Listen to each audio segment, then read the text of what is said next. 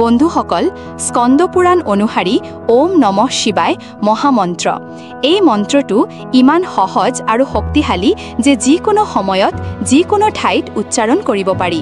কিন্তু আপুনি জানেনে, যদি এজন ব্যক্তি বিচনাত শুই থাকোঁতে এই মন্ত্ৰটো জপ কৰে তেন্তে তেওঁৰ জীৱনত কি পৰিৱৰ্তন আহে? আজি মই আপোনালোকক এজন প্ৰেৰণাদায়ক কাহিনী শুনাম, য'ত ভগৱান শিৱে মহাদেৱে মাতা পাৰ্বতীক এই গুপ্ত কথা প্ৰকাশ কৰিছিল। বন্ধুসকল, বহুত আগৰ কথা। ভগৱান শিৱ ধ্যানত মগ্ন আছিল। মাতা পাৰ্বতী তেওঁৰ ওচৰত বহি আছিল। কিন্তু তেতিয়া মাতা পাৰ্বতীৰ মন অশান্ত আছিল। ভগৱানে তৃতীয় চকু মেলি হাঁহি ক'লে, হে দেৱী, কি ভাবিছা? মাতা পাৰ্বতীয়ে বিনম্ৰভাৱে ক'লে, হে নাথ, বহুদিন ধৰি মোৰ মনত এটা প্ৰশ্ন আহি আছে। যদি আপোনাৰ অনুমতি থাকে মই সোধো। মহাদেৱে হাঁহি ক'লে, নিঃসংকোচে সোধা পাৰ্বতী। মাতা পাৰ্বতীয়ে সুধিলে, নাথ, সকলোৱে জানে যে শুদ্ধ মনে স্নান ধূপ দীপ কৰি ওম নমঃ শিৱায় জপ কৰিলে আপোনাৰ আশীৰ্বাদ লাভ হয়।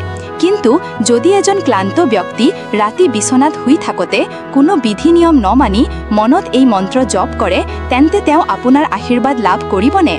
ভগৱানে হাঁহি ক'লে, দেৱী, তুমি খুব সুন্দৰ প্ৰশ্ন কৰিছা। ইয়াৰ উত্তৰ মই তোমাক এটা কাহিনীৰে দিম, মন দি শুনা। বহু বছৰ আগতে হিমালয়ৰ তলত নীলকুণ্ড নামৰ এখন সৰু গাঁও আছিল। তাত এজন বয়স্ক দুখীয়া ব্ৰাহ্মণ আছিল। তেওঁৰ নাম আছিল ৰঘু। ৰঘুৰ কোনো পৰিয়াল নাছিল। দুখ দৰিদ্ৰই তেওঁক জীৱনত মৰ্মান্তিক অৱস্থালৈ লৈ গৈছিল। ভাল খোৱা পিন্ধা, স্নান কৰা, উপাসনা কৰাৰ শক্তি নাছিল। কিন্তু তেওঁৰ একমাত্ৰ অমূল্য সম্পত্তি আছিল শিৱভক্তি। শৈশৱতে তেওঁৰ মাতৃয়ে শিৱৰ কাহিনী শুনাইছিল। সি কৈছিল, জীৱনত যেতিয়া সংকট আহে মাত্ৰ ওম নমঃ শিৱায় জপ কৰিবি। ৰঘু বৃদ্ধ হৈছিল আৰু মন্দিৰলৈ যোৱাৰো শক্তি নাছিল। পিছত তেওঁ ৰাতি বিচনাত শুই চকু মেলি মনত ওম নমঃ শিৱায় জপ কৰিবলৈ ধৰিলে। গাঁৱৰ মানুহে কৈছিল, এইটো কেনেকুৱা ভক্তি, শুই থাকি মন্ত্ৰ জপ কৰে, শিৱে কি শুনিব? কিন্তু ৰঘুৱে ক'লে, মই বুঢ়া, মোৰ দেহত শক্তি নাই, মোৰ মনহে শিৱৰ চৰণত, সি মনৰ ডাক শুনিবই। বহু বছৰ কটালে। ৰঘুৰ বাহ্যিক জীৱনত সলনি হোৱা নাছিল, কিন্তু তেওঁৰ অন্তৰত শুদ্ধতা আৰু শান্তি আহিছিল। ৰাতি জপ কৰোঁতে তেওঁ অনুভৱ কৰিছিল যে কোনোবাই তেওঁৰ মন্ত্ৰ শুনি আছে। এদিন পূৰ্ণিমাৰ ৰাতি সি মন্ত্ৰ জপ কৰি আছিল। হঠাৎ চন্দন আৰু ফুলৰ সুবাসেৰে চাৰি দিশ পৰিপূৰ্ণ। চকু খুলিলে আগত ভগৱান শিৱ, মস্তকত চন্দ্ৰ, জটাৰ পৰা গংগা বৈ আছে। ভয়ে উল্লাসে ৰঘু ক'লে, হে প্ৰভু, এইটো সপোন নে? শিৱে ক'লে, ৰঘু, এইটো সপোন নহয়, তই মোক তোৰ মন আৰু আত্মাৰে মাতিছিলি। তোৰ প্ৰতি জপ মোৰ ওচৰলৈ আহিছিল। তোৰ সকলো পাপ ধুই গৈছে, তই মোক্ষ পাবি।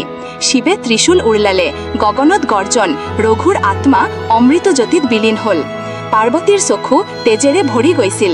পাৰ্বতীয়ে ক'লে, নাথ, এতিয়া বুজিছোঁ, সঁচা ভক্তি কোনো বিধি নিয়মত সীমাবদ্ধ নহয়, মাত্ৰ মনৰ শুদ্ধতাত নিৰ্ভৰ কৰে। শিৱে ক'লে, হে দেৱী, ৰাতি শুই থাকোঁতে ওম নমঃ শিৱায় জপ কৰাৰ বহু লাভ। মন শান্ত হয়, দুঃস্বপ্ন আৰু ভয় আঁতৰায়, নেগেটিভ শক্তিৰ পৰা ৰক্ষা কৰে, আত্মিক উন্নতি ঘটে, পাপ নাশ হয়, স্বাস্থ্য ভাল হয়।